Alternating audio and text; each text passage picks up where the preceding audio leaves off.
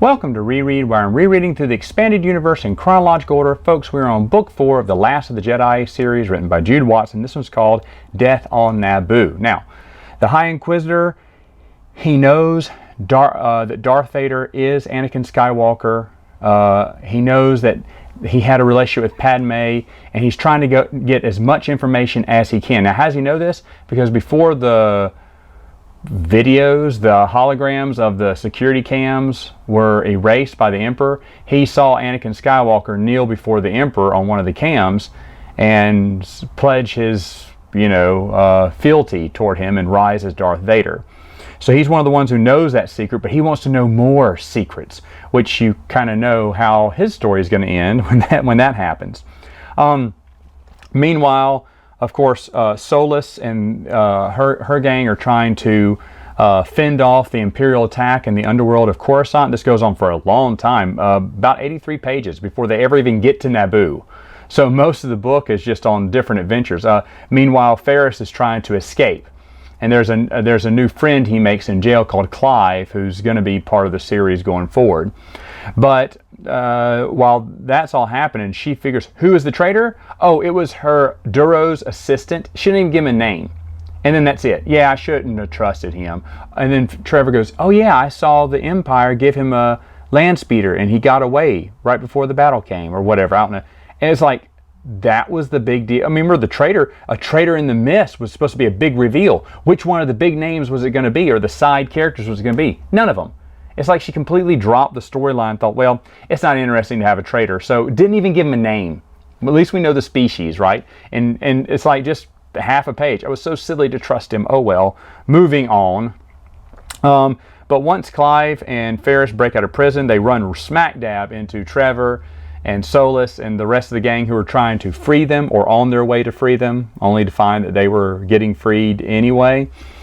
And they blast off to Naboo because they found out that High Inquisitor Malorum has gone to Naboo. He interrogates Ferris Olin, who says he's the key. He knew Anakin Skywalker as a young man, so he can give him some more information. But they only have one interaction at the beginning of the book, and then that's it. Malorum's off to Naboo. He's tracking down Padme's grandmother. Why not her parents? I have no idea. Maybe they died and I just don't remember this. But he wants to talk to the grandmother.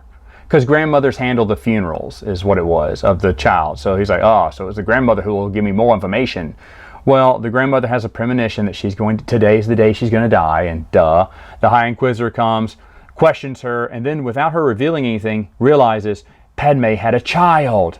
And so now he knows a big secret now. So she did have a child. Who was it? Have you seen the child? Where's the child? Blah, blah. And she's fending off the questions like this with her hands. And so the High Inquisitor does the only thing he knows how to do. Interrogate her through torture? No, he just kills her. And later on, right before then, he's talking about how what a smart interrogator he is and how he can get information out of anyone. Well, you just killed her. Again, it doesn't seem like Jude Watson writes these. It doesn't seem well thought out.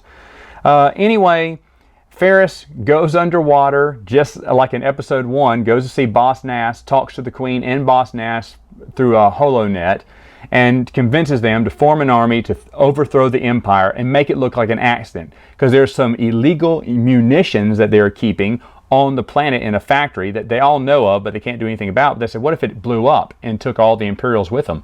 Then we wouldn't get any retribution because it would come out that there was an illegal ammunitions depot on Naboo. And the Emperor wouldn't want that coming up because that'd be bad press. And so they think they can get away with it. Oh, also, that's another way to cover up the death of the High Inquisitor, because Ferris is going to kill him. They get into a lightsaber battle and he falls down a reactor shaft. Of course, Ferris wins out, which is fine. I mean, the High Inquisitor shouldn't be the most skilled with a blade, and, Ferris is perfect at everything, so it all balanced out, I guess. At the end of all this, though, Ferris gets a message from Emperor Palpatine offering him amnesty, complete amnesty, but he should come see him within 24 hours back at Coruscant. I trust no harm will come to you. Okay, you scream, no, this is a trap a million times, but Ferris is like, do I turn down an invitation by the Emperor? And everyone's like looking at him like, whoa. Yeah, you do. It's a trap. It's the easiest trap in the world. But, you know, who cares? Ferris is dumb. He's going to do it. We'll see what happens next time in another video.